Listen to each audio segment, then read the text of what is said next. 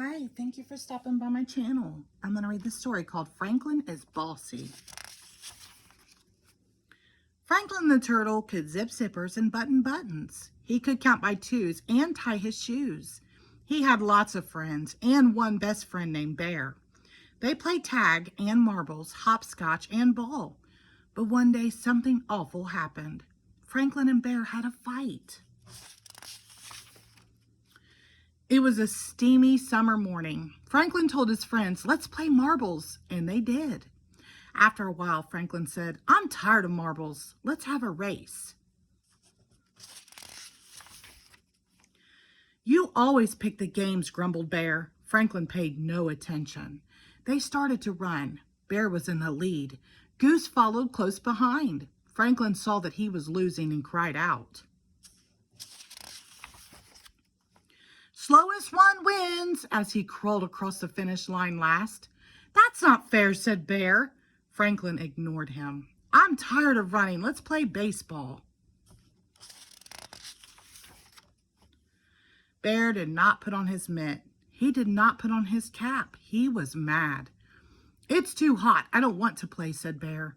"Me neither," said Beaver. "It's not too hot," said Franklin. "Is too," said Bear. "Is not," said Franklin.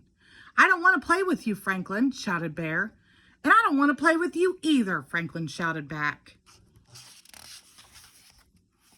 Franklin stomped all the way home. "What's wrong?" asked his father.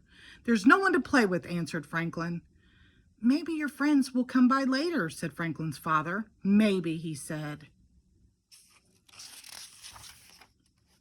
In his room, Franklin built a castle. He made a cape to be brave in.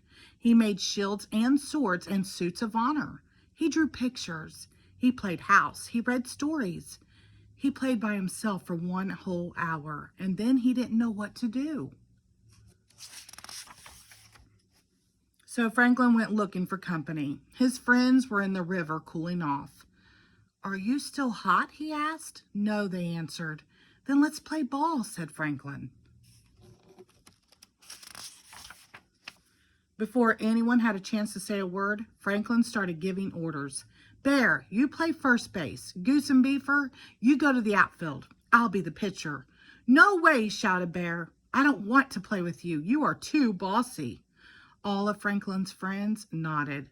"Bear's right," they said. Franklin turned his back and went home.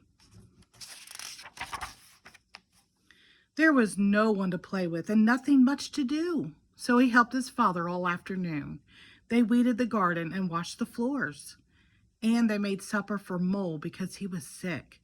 "You're a good friend," Mole told Franklin's father. On the way home, Franklin asked, "Do you and Mole have fights?"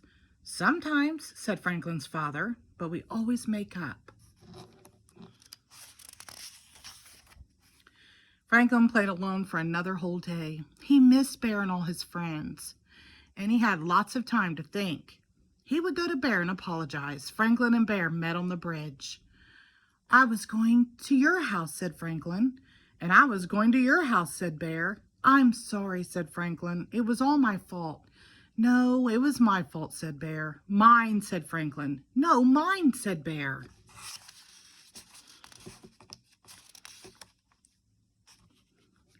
He's just sticking together on me. There we go. "Stop!" shouted Beaver, who was listening under the bridge. "This is silly."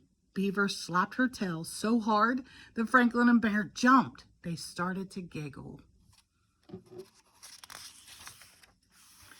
"Friends?" asked Franklin. "Friends," said Bear. Beaver wanted to play baseball. Bear and Goose and Duck agreed.